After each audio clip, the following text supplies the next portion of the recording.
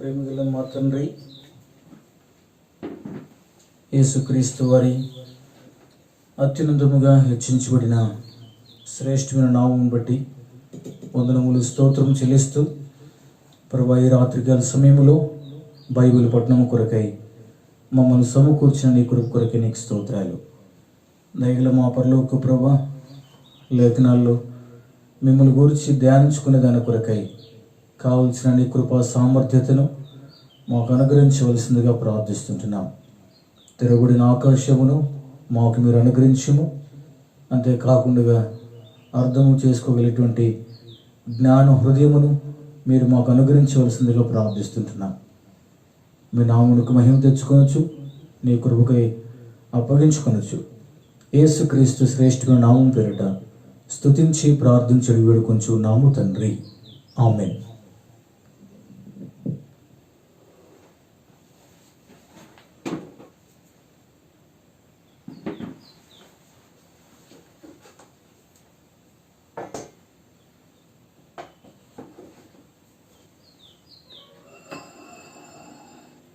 ఈ రాత్రికాల సమయంలో బైబిల్ పఠనము కొరకై దేవుని యొక్క వాక్యములో నుండి ఒక వాక్య భాగాన్ని మనం చదువుతాం. యెషయా గ్రంథం 34వ అధ్యాయము 16వ వచనం. యెషయా గ్రంథం 34:16.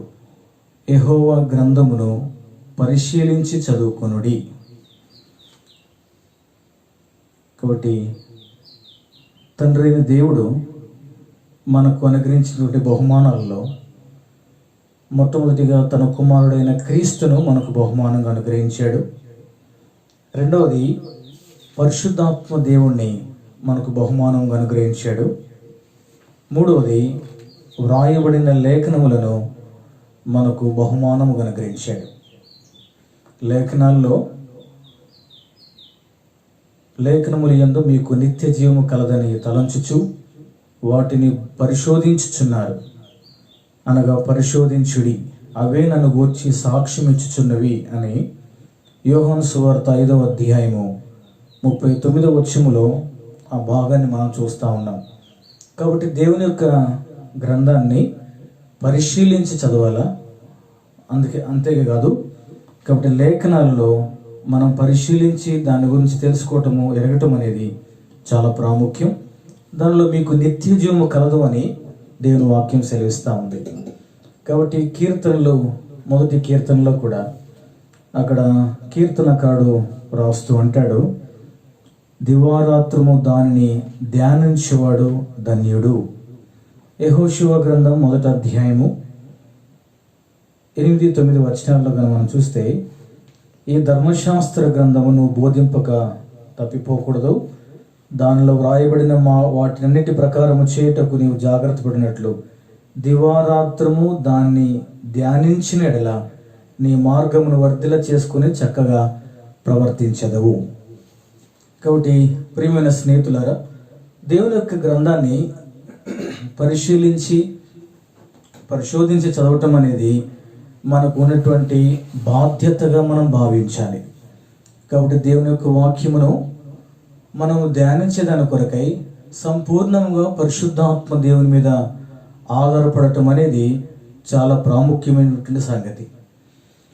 కాబట్టి దేవుని యొక్క పరిశుద్ధ గ్రంథములు మనం చూస్తాము, దేవుని యొక్క వాక్యము మూత వేయబడినటువంటిది. అది ఎవరికి పడితే వారికి అర్థము కాదు. పరిశుద్ధాత్మ దేవుడి మీద ఆధారపడి దేవుని చేత బోధించబడితేనే కానీ వాక్యాన్ని మనం గ్రహించుట అసాధ్యము. అంతేకాదు, వ్రాయబడిన లేఖనము ప్రభువైన క్రీస్తు వారు నీకు నాకు వ్యక్తిగతంగా దేవుని గ్రంథాన్ని మనకు అనుగ్రహించాడు. కాబట్టి ఈ వాక్యమును ధ్యానిస్తాం. వాక్యమును ధ్యానించడమే కాదు, ఈ వాక్యములో ఉన్నటువంటి జీవాన్ని మనం పొందుకున్నట్లుగా ప్రభు మనకు సహాయపడిన గాక. అదే సమయంలో ప్రత్యేకంగా నేటి దినాల్లో ఈ ఆన్లైన్లో వాక్యం వింటున్నటువంటి వీక్షకులందరికీ ఒక చిన్న మనవి ఏమిటంటే, మీ గృహాల్లో దేవుని యొక్క వాక్యం వినేటప్పుడు మీ ఇష్టానుసారంగా చైర్స్లో కూర్చోవటము, లేదా కిచెన్లో ఏదైనా వర్క్ చేసుకోవటం, బయట ఏదైనా కూర్చొని వేరే పనుల్లో నిమగ్నమవుతూ దేవుని యొక్క వాక్యం వినటం అనేది ప్రభు నామాన్ని పూర్తిగా అగౌరవపరిచిన వారం అవుతాం. కాబట్టి బైబిల్ పట్టణమే కానీ, ప్రార్థన కూడికే కానీ, ఆరాధన సమయమే కానీ, ఇంకా ఏ కూడికైనా సరే ఆన్లైన్ ద్వారా వాక్యం అందించే సమయంలో మీరు చాలా చక్కగా జాగ్రత్తగా కూర్చొని పరిశుద్ధ గ్రంథాన్ని చేత పట్టుకొని, అవసరమైతే ఒక నోట్బుక్ పెన్ను కూడా పట్టుకొని మందిరంలో కూర్చున్నట్లుగా కూర్చోవటం అనేది అది చాలా క్రమశిక్షణతో కూడిన సంగతి. రెండవ సంగతి, మీ గృహాల్లో మీరు వినేటప్పుడు మీ కుటుంబ సభ్యులందరూ కూడా మీతోనే ఉన్నారు అనేది నిశ్చయం చేసుకోండి. కొంతమంది బయట వెళ్ళటము, మాట్లాడటము లేదా తిరగటము అలాంటివి చేయకుండా కుటుంబ సభ్యులందరూ కూడా కలిసి దేవుని యొక్క వాక్యాన్ని వినేదాని కొరకై మీరు సమయాన్ని కేటాయించడం ద్వారా ప్రభు నామమున గౌరవపరిచిన వారం అవుతాం. అంతేకాకుండా వ్యక్తిగతంగా ప్రభు మనల్ని ఆశీర్వదించేదాని కొరకై మన అనుకూలం ఉన్నటువంటి వారంగా ఉంటాం. సరే, దేవుని యొక్క వాక్యాన్ని ధ్యానించేదాని కొరకై పరిశుద్ధాత్మ దేవుడు మనకిచ్చినటువంటి 66 గ్రంథాల్లో ప్రత్యేకంగా పాత నిబంధన, తర్వాత క్రొత్త నిబంధన. పాత నిబంధనలో 39 పుస్తకాల్లో ఇవి వాస్తవానికి చూస్తే క్రమబద్ధీకరణలో లేవు. అలాగని చెప్పి పరిశుద్ధాత్మ దేవుని మనం తప్పుపట్టడము కాదు. వాస్తవానికి కొంతమంది సేకరించి దీన్ని 66 పుస్తకాలుగా సమకూర్చారు. ఆ తర్వాత ఇంకొక దైవజనులు వచ్చి ఒక్కొక్క పుస్తకములో అధ్యాయాలుగా విభజించాడు. ఇంకొక దైవజనుడు వచ్చి అధ్యాయాలని వచనాలుగా విభజించి మనకు అనుకూలంగా ఉండేదాని కొరకై ఆ రీతిగా విభాగించడం జరిగింది. కాబట్టి మన అనుకూలత కొరకై, అది చక్కగా అర్థమయ్యేదాని కొరకై ఈ విభాగించడమే కానీ ఈ క్రమబద్ధీకరణ బైబిల్లో అనేది తప్పు అని మనం చెప్పటం కాదు. కాబట్టి మరి ఒకవేళ అవసరమైతే పరిశుద్ధాత్మ దేవుడే క్రమబద్ధీకరణలో ఉంచేవాడు కదా అంటే, పరిశుద్ధాత్మ దేవుడు లేఖనాలను మనకు అందుబాటులో ఉంచాడు.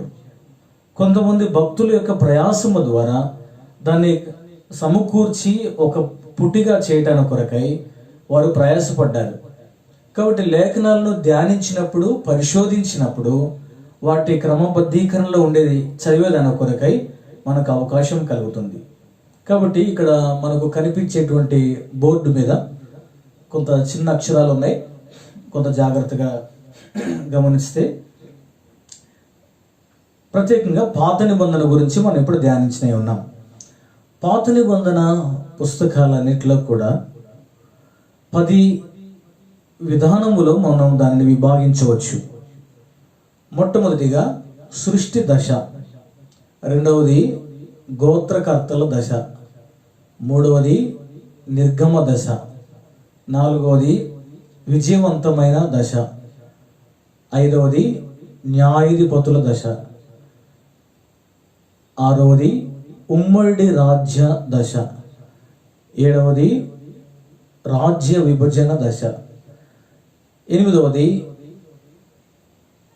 ఒంటరి అయిన యూదా, ఇశ్రాయేలు పడిపోయిన తర్వాత ఒంటరి అయిన యూదా దశ, ఆ తర్వాత చెర దశ, 10వది తిరిగి సమకూర్చబడినటువంటి దశ. ఈ 10 దశల్లో అంటే 10 స్టేజెస్లో పాత నిబంధన పుస్తకాలను మనము చాలా చక్కగా అర్థం చేసుకోవచ్చు. ఈ మొదటి తరగతిలో మీకు చరిత్రను వివరించట్లేదు, కానీ వాక్యము చరిత్ర రూపకముగా క్రమబద్ధీకరణలో మనకు అర్థమయ్యేదాని కొరకై మనము ఈ రీతిగా విభాగించడం జరిగింది.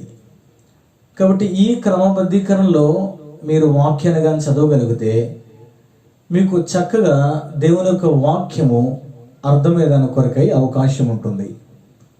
కాబట్టి చెప్తున్నటువంటి సందర్భంలో మీరు అవసరమైతే బుక్స్ ఇండెక్స్ చూసుకొని మొట్టమొదటిగా ఏ పుస్తకం నుంచి ప్రారంభించబడుతున్నామో ఆ పుస్తకం ప్రక్కన 1, 2, 3 అని వేసుకుంటా ఉండండి.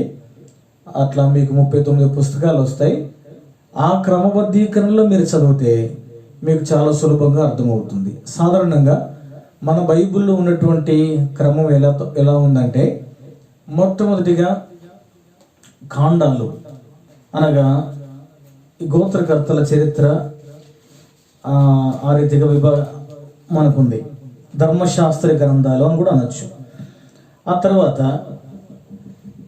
మనం ఇంకా క్రిందకి వెళ్ళి చూస్తే చరిత్రను మనం చూస్తాం. దాదాపు యెహోషువ, న్యాయాధిపతులు, రూతు నుండి క్రిందకు ఎస్తేర్ గ్రంథం వరకు చరిత్ర పుస్తకాలు అని అంటారు. ఆ తర్వాత యోబు, కీర్తనలు, సామెతలు, ప్రసంగి, పరమగీతములు పద్య భాగము అని అంటాం. ఆ తర్వాత యెషయా, యిర్మీయా, విలాప వాక్యములు, హెస్కేలు, దానియేలు ఇవి పెద్ద ప్రవక్తల గ్రంథాలు అని అంటాం. ఆ తర్వాత హోషేయ నుండి మలాకి వరకు చిన్న ప్రవక్తల గ్రంథాలు అని అంటాం. ఇది సాధారణంగా మనకు అర్థమయ్యేదాని కొరకై విభాగించబడినటువంటి పద్ధతి. పెద్ద ప్రవక్తలు, చిన్న ప్రవక్తలు అనే పేర్లు ఎందుకు వచ్చాయంటే, ఎక్కువ అధ్యాయాలు కలిగిన పుస్తకాలని పెద్ద ప్రవక్తల గ్రంథాలు అన్నారు. తక్కువ అధ్యాయాలు ఉన్నటువంటి పుస్తకాలు కాబట్టి చిన్న ప్రవక్తల గ్రంథాలు అన్నారు. వాస్తవానికి ప్రవక్తలు పెద్ద చిన్న అనేది ఏమీ లేదు.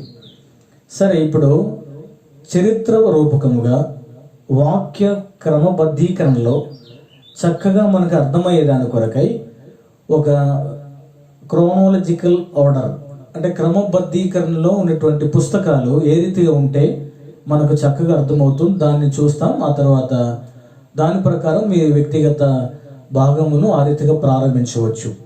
మొట్టమొదటి దశ సృష్టి దశను మనం చూస్తూ ఉన్నాం. ఈ సృష్టి దశలో మనకేం కనబడుతుందంటే, సృష్టిని గురించినటువంటి చరిత్ర, ఆ తర్వాత ఆ ప్రారంభ దినాల్లో ఉన్నటువంటి సంగతులు మనకు అర్థమవుతా ఉన్నాయి.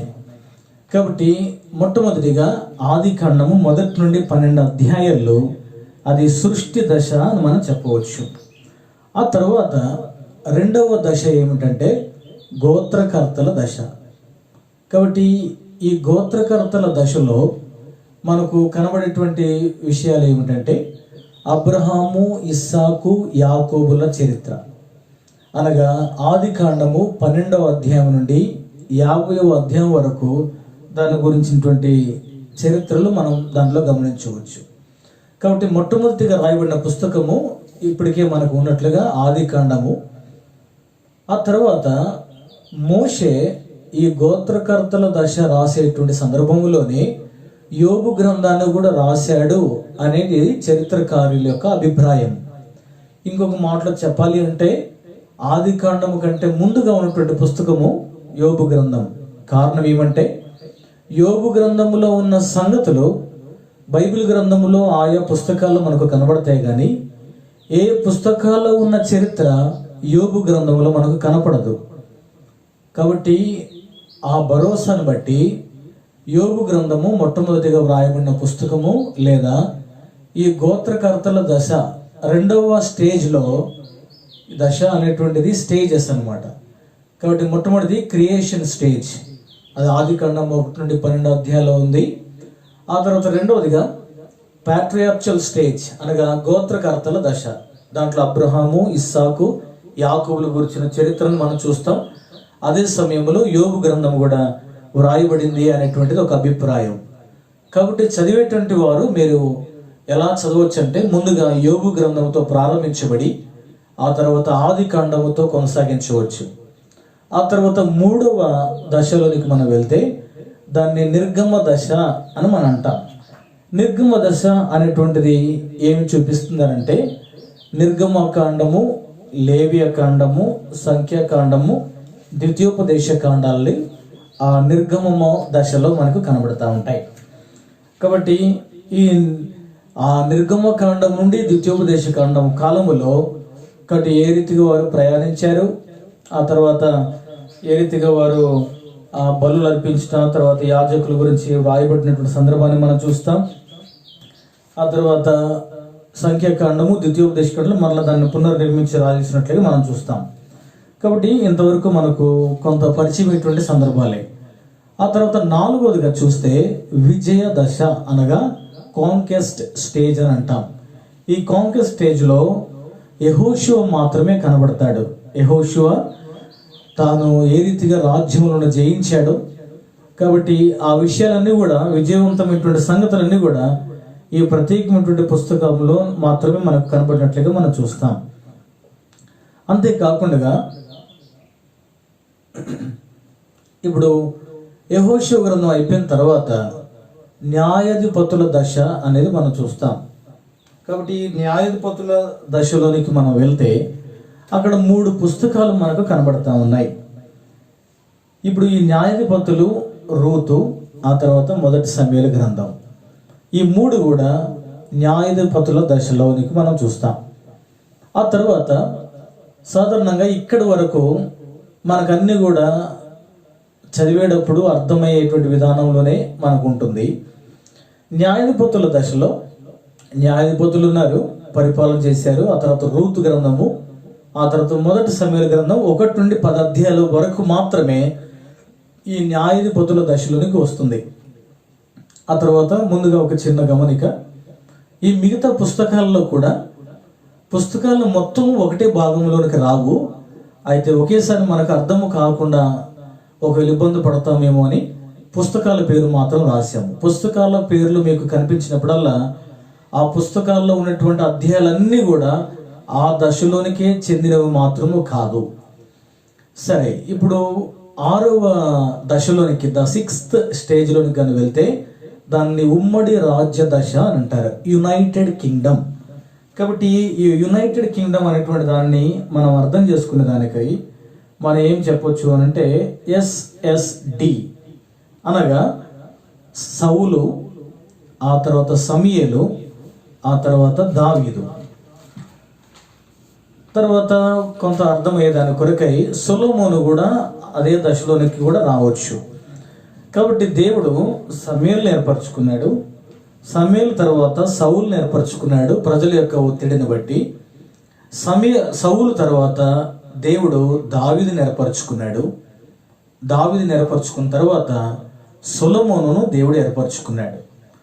కాబట్టి దావీదు పరిపాలన చేసేటప్పుడు యెరూషలేమును రాజధానిగా చేసుకున్నాడు. ఆ తర్వాత మతపరమైనటువంటి, ఆ తర్వాత రాజ్యరికంగా ఉన్నటువంటి సంబంధమైనటువంటి విషయాలన్నిటి కూడా యెరూషలేము నుండే ఆ పరిపాలన జరుగుతూ ఉండేది. కాబట్టి ఈ ఉమ్మడి రాజ్య దశలో ఉన్నటువంటి పుస్తకాలు మొదటి సమూయేలు గ్రంథము, ఆ తర్వాత 2వ సమూయేలు గ్రంథము, మొదటి రాజులు 1 నుండి 10 అధ్యాయాలు, ఆ తర్వాత మొదటి దినవృత్తాంతములు, ఆ తర్వాత 2వ దినవృత్తాంతములు 1 నుండి 10 అధ్యాయాలు మాత్రమే ఉమ్మడి రాజ్య దశలోనికి వస్తాయి.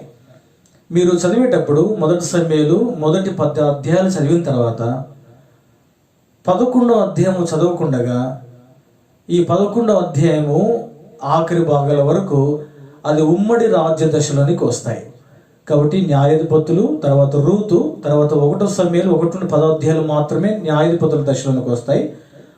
మొదటి సమూయేలు 11వ అధ్యాయం నుండి ఆఖరి అధ్యాయాల వరకు, 2వ సమూయేలు గ్రంథము, మొదటి రాజుల గ్రంథము, మొదటి దినవృత్తాంతుల గ్రంథము, ఆ తర్వాత 2వ దినవృత్తాంతుల గ్రంథం 1 నుండి 10 అధ్యాయాలు మాత్రము ఉమ్మడి రాజ్య దశ అనేటువంటి కోవలుడికి వస్తాయి. కారణం ఏమిటంటే యునైటెడ్ కింగ్డమ్, అప్పుడు రాజ్యము విభాగించబడలేదు. ఆ తర్వాత జరిగినటువంటి పరిణామాలు ఏమిటంటే యెరూషలేమును క్షమించండి దావీదును దేవుడు ఏర్పరచుకున్న తర్వాత దావీదులో నుండి సొలొమోనును దేవుడు ఏర్పరచుకున్నాడు. సొలొమోను దేవాలయాన్ని కట్టాడు. కాబట్టి సొలొమోను దేవాలయాన్ని కట్టిన తర్వాత సొలొమోను యొక్క కాలములోనే రాజ్యము విభాగించబడినట్లుగా మనం చూస్తాం. అంటే ఒకవేళ బ్రతుకున్నప్పుడు కాకపోయినప్పటికీ సొలొమోను చనిపోయిన తర్వాత తన కుమారుడు కాలములో రాజ్యము విభాగించబడినట్లుగా మనం చూస్తాం. కాబట్టి ఈ రాజ్యము విభాగించబడిన తర్వాత ఇప్పుడు ఈ విషయాలన్నింటిలో కూడా మనం కొంత జాగ్రత్తగా ఈ పుస్తకాలను చదవటం అనేది చాలా ప్రాముఖ్యం. కాబట్టి రెహబాము కాలములో రాజ్యము విభాగించబడుతుంది. కాబట్టి ఇప్పుడు 7వ దశలోనికి కానీ వస్తే రాజ్య విభజన దశ, డివైడెడ్ కింగ్డమ్ అనేది మనం చూస్తాం. ఇక్కడ నుంచి జాగ్రత్తగా గమనించండి. రాజ్యము 2గా విభాగించబడింది. ఒకటి నార్థన్ కింగ్డమ్, ఉత్తర రాజ్యము. రెండవది దక్షిణ రాజ్యము, సదర్న్ కింగ్డమ్. ఉత్తర రాజ్యములో ఇశ్రాయేలు ఉన్నారు. మొదటి పరిపాలకుడు యెరోబాము. ఇశ్రాయేలు గోత్రాల్లో ఇశ్రాయేలుతో 10 గోత్రాలు. ఆ తర్వాత ఇంకా కొన్ని విషయాలు మనం చూడవచ్చు. ఆ తర్వాత దక్షిణ రాజ్యములోనికి వెళ్తే దక్షిణ ప్రాంతంలో నుండి యూదా రాజ్యము విభాగించబడింది. 2 గోత్రాలు. మొదటి పరిపాలకుడు రెహబాముగా మనం చూస్తాం. కాబట్టి ఇది దావీదు యొక్క విధానములో నుండి కొనసాగించబడినటువంటి సందర్భాన్ని మనం చూస్తాం. అయితే ఇశ్రాయేలీలు 10 గోత్రాలు విభాగించబడిన తర్వాత దావీదు నుండి వచ్చేటువంటి వరుస నుండి వీరు త్రిప్పివేయబడినట్లుగా మనం చూస్తాం. ఇప్పుడు చాలా జాగ్రత్తగా మీరు గమనిస్తే రాజ్య విభజన దశలో ఉన్నటువంటి పుస్తకాలు ఏమిటంటే 1-2 రాజులు, ఆ తర్వాత 1-2 దినవృత్తాంతములుగా మనం చూస్తాం. ఇక్కడ ఒకటి మాట గమనించాలి. ఈ రాజ్యము విభాగించబడినప్పుడు ఈ రాజ్య విభజన గురించినటువంటి సందర్భము ఏ పుస్తకాల్లో వ్రాయబడింది అంటే 1-2 రాజుల గ్రంథాలు, ఆ తర్వాత 1-2 దినవృత్తాంతాల గ్రంథాల్లో దీని గురించి విభాగించబడింది. ఇప్పుడు ఈ రాజ్యాలు విభాగించబడిన తర్వాత ఇశ్రాయేల్ రాజ్యము, ఆ తర్వాత యూదా రాజ్యము విభాగించబడిన తర్వాత జరిగినటువంటి పరిస్థితులు ఏమిటంటే ఈ ఇశ్రాయేలీలను దేవుడు సమకూర్చేదాని కొరకై, బుద్ధి చెప్పేదాని కొరకై కొంతమంది ప్రవక్తలను పంపించాడు. ఆ ప్రవక్తల మాట వినని కారణము చేత దేవుడు అన్య రాజులకు అప్పగించాడు. ఇంకొక మాటలు కూడా ఒకరు చెప్పవచ్చు, వారి అవిధేయతను బట్టి అన్యుల చేతకు అప్పగించాడు. హెచ్చరించదాని కొరకై ప్రవక్తలను దేవుడు ఏర్పరచుకొని వారి విషయమై ప్రభువు చేత వారు ప్రవచించినట్లుగా మనం చూస్తాం.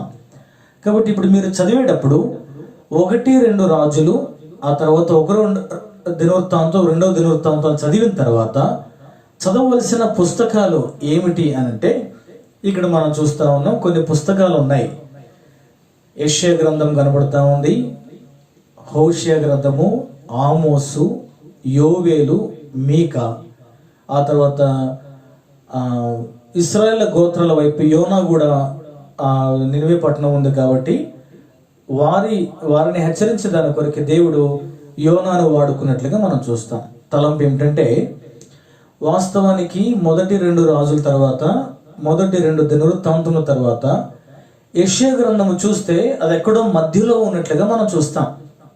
అయితే మనం ఇక్కడ ఎరగవలసినటువంటి సంగతి ఏమిటంటే మీరు 1-2 రాజులు చదివిన తర్వాత 1-2 దినవృత్తాంతాల గ్రంథాలు చదివిన తర్వాత వెంటనే ఈ చరిత్ర మనకు అర్థమయ్యేదాని కొరకై దీని క్రమబద్ధీకరణలో ఉన్నటువంటి పుస్తకాలు యెషయా గ్రంథము, హోషేయ, ఆమోసు, యోనా, యోవేలు, మీకా. వీరందరూ ఎవరు అంటే ఇశ్రాయేలుల గోత్రంలో అనగా 10 గోత్రాల్లో వారి అవిధేయతను బట్టి అన్య రాజులకు దేవుడు అప్పగించినప్పుడు వారు మారు మనసు పొందేదాని కొరకై, వారు తిరిగి సమకూర్చబడేదాని కొరకై, వారి మధ్య ప్రభు కార్యాలు జరిగించబడినట్లుగా దేవుడు వాడుకున్నటువంటి ప్రవక్తలు. మన బైబిల్లో చూస్తే ఈ పుస్తకాలు ఒకవైపు, ఈ పుస్తకాలు చూస్తే వెనకాల ఎక్కడో వైపు ఉన్నట్లుగా మనకు ఉంటాయి. అయితే ఈ 1-2 రాజులు దినవృత్తాంతాలు చదివిన తర్వాత వెంటనే మధ్యలో ఏ పుస్తకం కూడా మనం చదవకుండా యెషయా గ్రంథము, ఆమోసు, హోషేయ, యోనా, యోవేలు, మీకా ఈ పుస్తకాలుగా మనం చదివితే ఆ రాజ్యం విభాగించబడిన తర్వాత ఏ రీతిగా వారు అవిధేయత చూపించారు, అవిధేయత చూపించిన కారణము చేత దేవుడు అష్షూరీయులకు ఏ రీతిగా వారికి చెరపట్టబడేదాని కొరకే అప్పగించాడు. ఆ తర్వాత ఆ చెరలో ఉన్నటువంటి సందర్భంలో ఏ ప్రవక్తల ద్వారా దేవుడు వారిని వాడుకున్నాడు. ఇంకో మాట చెప్పాలంటే మీకు అర్థమయ్యేదాని కొరకై యెషయా ప్రవక్త ఉన్నాడు, ప్రవచించాడు. ఎవరికి ప్రవచించాడు? ఇశ్రాయేల్ 10 గోత్రాలకు ప్రవచించాడు. ఇశ్రాయేల్ 10 గోత్రాలను ఉద్దేశించి ప్రవచించాడు. అదే విధానములో ఆమోసు, హోషేయ, యోనా, యోవేలు, మీకా. ఈ తర్వాత ఇప్పుడు 8వ దశలోకి వస్తే ఇశ్రాయేలు పడిపోయినటువంటి దశ, అనగా ఇప్పుడు యూద రాజ్యము ఒంటరిగా అయిపోయింది. JUDA alone after the fall of Israelites. ఈ వాక్య సందర్భాలు మనకు 2వ రాజుల గ్రంథం 18వ అధ్యాయము నుండి 25 వచనాలు, ఆ తర్వాత 2వ దినవృత్తాంతములు 33వ అధ్యాయం నుండి 36 అధ్యాయాల వరకు మనము ఈ చరిత్రను మనం చూస్తాం. ఒంటరి అయినటువంటి యూదా, ఇశ్రాయేలు రాజ్యము పడిపోయిన తర్వాత యూదా ఏ రీతిగా ఒంటరిగా అయిపోయింది. ఇప్పుడు చరిత్రను పూర్తిగా వివరించట్లేదు, కానీ చరిత్రను అర్థమయ్యే దాని కొరకై క్రమబద్ధీకరణలో ఉన్న పుస్తకాలను మాత్రమే మనం చూస్తూ ఉన్నాం. కాబట్టి ఇది యూదా ప్రజలను ఉద్దేశించి రాయబడినటువంటి సందర్భము. కాబట్టి ఈ చరిత్ర 2వ రాజులు 18 నుండి 25 వచనాలు, ఆ తర్వాత 2వ దినవృత్తాంతములు 33 నుండి 36 అధ్యాయాలు మనం చూస్తాం. వీరిని, ఈ యూదా రాజ్యమును దేవుడు ఎవరికి అప్పగించాడంటే బబులోనీయులకు అప్పగించాడు. కాబట్టి బబులోనీయులకు అప్పగించిన తర్వాత ఈ బబులోనులో ఉన్నటువంటి ఈ యూదా ప్రజలను హెచ్చరించేదాని కొరకై, వారి మధ్య ఉన్నటువంటి బబులోను మీద ప్రవచించడానికి, దాని రాబు పరిస్థితిని ప్రవచించడానికి కొరకైతేనేమి, ఒకవేళ యూదా ప్రజలను బలపరిచేదాని కొరకైతేనేమి దేవుడు కొంతమంది ప్రవక్తను వాడుకున్నాడు. కాబట్టి ఇప్పుడు 8వ దశలో మీరు 2వ రాజుల గ్రంథం 18 నుండి 25 అధ్యాయాలు, 2వ దినవృత్తాంతములు 33 నుండి 36 అధ్యాయాలు చదివిన తర్వాత మీరు చదవలసిన పుస్తకాలు హబక్కుకు, జెఫన్యా, ఇర్మియా, విలాపు వాక్యములు, నహూము. కాబట్టి ఈ పుస్తకాలు మనం చదువుతాం. కారణం ఏమిటంటే వీరు బబులోనులో చెరవలో ఉన్నటువంటి బబులోనీల ద్వారా చెరపట్టబడినప్పుడు దేవుడు వాడుకున్నటువంటి ప్రవక్తలు వీరు. ఒకవేళ క్రమబద్ధీకరణలు అక్కడ రాయలేదు కాబట్టి ఇర్మియా, ఆ తర్వాత విలాపు వాక్యములు, ఆ తర్వాత జెఫన్యా, హబక్కుకు, నహూము, ఈ పుస్తకాలు మనము చదువుతాం. ఆ తర్వాత ఇప్పుడు ఇది జరిగిన తర్వాత 9వ దశ ఎక్సైల్ స్టేజ్, అంటే 9వ దశ ఏంటంటే అది చెరపట్టబడినటువంటి దశ. 70 సంవత్సరాల చెరలో ఉన్నటువంటి వారిని బలపరిచేదాని కొరకై, చెరలో ఉన్నటువంటి ప్రజలను దేవుడు ఏ రీతిగా తీర్పు తీర్చబోతున్నాడు, అదే విధానంలో చెరలో ఉన్నటువంటి వారిని దేవుడు ఎట్టి మహిమతో వారిని తిరిగి తీసుకుని రాబోతున్నాడు అని తెలియజేసేదాని కొరకై దేవుడు వాడుకున్న ప్రవక్తలు దానియేలు, యెహెజ్కేలు. ఆ తర్వాత 10వ దశలోనికి వస్తే అది తిరిగి సమకూర్చబడిన దశ, అనగా రిటర్న్ స్టేజ్ అని అంటాం. కాబట్టి ఈ రిటర్న్ స్టేజ్ 70 సంవత్సరాల తర్వాత, అంటే 3 సందర్భాల్లో చెర కొనుకోబడ్డారు దేవుని ప్రజలు. అయితే ఆ చరిత్రను మనం చెప్పుకోవట్లేదు, కానీ మనము క్రమబద్ధీకరణలో ఉండేదాని కొరకైన పుస్తకాల్లో మాత్రం మనం చూస్తూ ఉన్నాం. చెర నుండి సమకూర్చుకుంటుండే ప్రజలు చెరలో నుండి బయటకు వచ్చిన తర్వాత దేవుడు ఏ ప్రవక్తల ద్వారా ప్రవచించి వాడుకున్నాడు అంటే ఎజ్రా, నెహెమ్యా, ఎస్తేరు, హగ్గై, జకరియా, మలాకి. కాబట్టి ఈ వాస్తవానికి ఈ పుస్తకాలు ఎక్కడో మధ్యలో కొన్ని ఉంటాయి, చివరిలో కొన్ని ఉంటాయి. అయితే చరిత్ర ప్రకారం చూస్తే ఆఖరులో చేర్చబడవలసినటువంటి పుస్తకాలు. క్రమబద్ధీకరణ అనేటువంటిది తప్పు కాదు, దాన్ని మనము ఎత్తిపట్టడం కాదు. చరిత్ర మనకు అర్థమయ్యే దాని కొరకై పరిశీలించి చదవమన్నాడు, పరిశోధించుడి అని అన్నాడు. కాబట్టి లేఖనాలను పరిశోధించడం ద్వారా ఏ దాని తర్వాత ఏది జరిగింది, అది ఎక్కడ ఏ సందర్భంలో ఉంది అనేటువంటిది మనకు అర్థమయ్యే దాని కొరకై విభాగించబడినటువంటి పట్టిక మాత్రమే. కాబట్టి ఇప్పుడు పుస్తకాల వారీగా మనం చూస్తే ఇప్పుడు ఇంకొక తలంపు ఏమిటంటే 6వ దశలో అనగా ఉమ్మడి రాజ్య దశలో అక్కడ మనకు దావీదు కనిపిస్తాడు, ఆ తర్వాత సొలొమోను కనిపిస్తాడు, ఇంకా తక్కినటువంటి వారు ఆసాపు కనిపిస్తాడు. కాబట్టి కీర్తనలు, సామెతలు, ప్రసంగి, పరమగీతములు, ఈ 4 పుస్తకాలు కూడా ఏ సందర్భంలో రాయబడ్డాయి అంటే ఉమ్మడి రాజ్య దశలో, యునైటెడ్ కింగ్డమ్ స్టేజ్ సమయాల్లో రాయబడినటువంటి పుస్తకాలు. కాబట్టి ఇప్పుడు వాక్యము మనం చదివేదాని కొరకై, మనకు అనుకూలంగా ఉన్నటువంటి దాని కొరకై వ్రాయబడినటువంటి పుస్తకాలను కానీ మనం జాగ్రత్తగా గమనిస్తే, మొట్టమొదటిగా యోబు గ్రంథము, ఆ తర్వాత ఆది కాండము, నిర్గమ కాండము, లేవియ కాండము, సంఖ్యాకాండము, ద్వితీయోపదేశ కాండం. కాబట్టి మొట్టమొదటిగా యోబు గ్రంథము, యోబు గ్రంథం తర్వాత ఈ మొదటి 5 పుస్తకాలకు మనం వస్తాయి. ద్వితీయోపదేశకాండం తర్వాత యెహోషువ గ్రంథాన్ని చదువుతున్నాం. యెహోషువ తర్వాత న్యాయాధిపతులు, రూతు, మొదటి సమూయేలు గ్రంథాలు మనం చదువుతాం. మొదటి సమూయేలు గ్రంథాలు మొదటి 10 అధ్యాయాలు చదివిన తర్వాత మొదటి 2 సమూయేలు, తర్వాత మొదటి రాజులు, మొదటి 2 దినవృత్తాంతములు, మిగతా అధ్యాయాలు చదివిన తర్వాత ఇప్పుడు మరలా మొదటి రాజులు అనగా అక్కడ అన్ని అధ్యాయాలు రావు. అయితే మనకి ఇప్పుడే అర్థం కాకుండా ఒకవేళ ఇబ్బంది పడకుండా మొదటి 2 రాజులు, ఆ తర్వాత మొదటి 2 దినవృత్తాంతములు చదివిన తర్వాత దాని ప్రక్కన ఉన్న పుస్తకాలు చదవకుండా యెషయా గ్రంథము, హోషియా, ఆమోసు, యోవేలు, మీకా, యోనా పుస్తకాలు చదవాలి. అప్పుడు చరిత్ర క్రమంలోనికి మనం వస్తాం. ఈ రీతిగా ఇది చదివిన తర్వాత మరలా తిరిగి 2వ రాజులు 18 నుండి 25, 2వ దినవృత్తాంతంలో 33 నుండి 36 అధ్యాయాలు చదివిన తర్వాత వెంటనే హబక్కుకు, జెఫన్యా లేదా ఇర్మియా, హబక్కుకు, జెఫన్యా, విలాపవాక్యం, నహూము, ఒక అక్కడ క్రమబద్ధీకరణ రాయలేదు నేను, 1, 2, 3, 4, 5 ఈ 5 పుస్తకాలు అక్కడ ఇర్మియా, విలాపవాక్యములు, హబక్కుకు, జెఫన్యా, నహూము ఈ పుస్తకాలు చదవాలి. ఈ పుస్తకాలు చదివిన తర్వాత దానియేలు, యెహెజ్కేలు, ఆ తర్వాత ఎజ్రా, నెహెమ్యా, ఎస్తేరు, హగ్గై, జకర్యా, మలాకి 39 పుస్తకాలు ఇశ్రాయేలు యొక్క 6,000 సంవత్సరముల చరిత్ర మనకు ఇక్కడ కనబడతా ఉంటుంది. కాబట్టి రాజ్యం విభజించబడింది. సదర్న్ కింగ్డమ్ అనగా దక్షిణ రాజ్యములో యూదా రాజ్యము, మొదటి పరిపాలకుడు రెహబాము, ఆ తర్వాత 2 గోత్రాలు దానికి ఉన్నాయి. దావీదులో నుండి అది వచ్చినట్లుగా మనం చూస్తాం. అనేక మంది ప్రవక్తలు ఉన్నారు. హెబ్రోన్, యెరూషలేము రాజధానిగా ఉంది. దాదాపుగా కొంతమంది దేవునికి విధేయులుగా ఉండి పరిపాలన చేశారు. 586 BCలో అది పడిపోయింది. బబులోనియల ద్వారా చెరపట్టబడ్డారు. ఆ తర్వాత యెరూషలేముకి మరలా తిరిగి సమకూర్చబడ్డారు. 345 సంవత్సరాలు అక్కడ ఉన్నారు. ఇప్పుడు ఉత్తర రాజ్యమైనటువంటి ఇశ్రాయేలు గురించి మనం చూస్తే, ఉత్తర రాజ్యంలో ఇశ్రాయేలు మొదటి పరిపాలకుడు యెరోబాము, ఆ తర్వాత 10 గోత్రాలు దానితో ఉన్నాయి. తర్వాత 2 ప్రవక్తలు ప్రాముఖ్యముగా, తర్వాత దానికి రాజధానిగా షెకెము, తిర్జా, సమరియా ప్రాంతాలు ఉన్నాయి. పరిపాలన చేసిన రాజ్యాలు అనేకులు దాదాపుగా దుష్ట రాజ్య పరిపాలనే వారు చేశారు. 721 BCలో అది పడిపోయింది.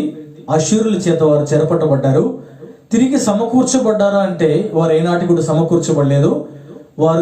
వారు ఉన్నటువంటి కాల పరిమితి 210 సంవత్సరాల కాల పరిమితిలో వారు ఉన్నారు.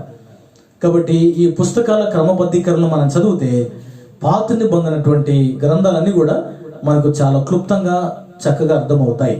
కాబట్టి ప్రాముఖ్యంగా నేటి దినాల్లో గమనించండి, దినములు చెడ్డవి. కాబట్టి సమయమును పోనీక సద్వినియోగం చేసుకొనొచ్చు, అజ్ఞానుల వల్ల కాక జ్ఞానుల వల్ల నడుచుకోండి అని అన్నాడు. ఒక దినమున ఎలాంటి కరువు రాబోతుందంటే వాక్యము దొరకని కరువు రాబోతా ఉంది. కాబట్టి ఖాళీ సమయాల్లో సమయాన్ని వ్యర్థపరచకుండా దేవుని యొక్క వాక్యాన్ని పరిశీలించి చదవండి. తద్వారా మీకు నిత్య జీవము కలుగుతుంది. ఆత్మీయటువంటి వెలుగు, ఆత్మీయటువంటి పురికొల్పు, ప్రోత్సాహము, ఎదుగుదలలోనికి మీరు రాగలటానికి కొరకై ప్రభు సహాయపడతాడు. ప్రభు ఈ వాక్య భాగమును దీవించి ఆశీర్వదించును గాక.